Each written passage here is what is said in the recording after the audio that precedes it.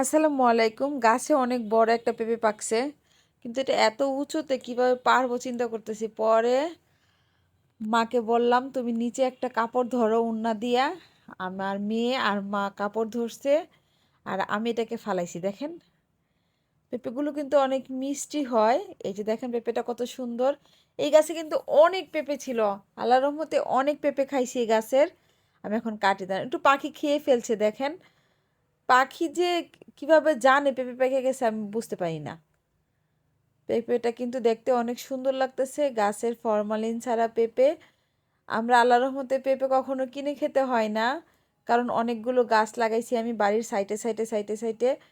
তো পেঁপেগুলো অনেক মিষ্টি হয়, প্রত্যেকটা গাছের পেঁপেই অনেক মিষ্টি হয়। কিন্তু আশ্চর্যের বিষয় কি জানেন, একই বিচি আমি লাগাইছি, এক একটা গাছের পেঁপের ধরন এক এক রকম।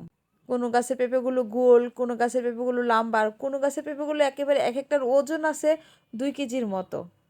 তো এরকম করেই পেঁপে পাকতেছে, খাইতেছি, আত্মীয় স্বজনকেও দিতেছি। আপনারাও খাবেন আসলে। আল্লাহ হাফেজ।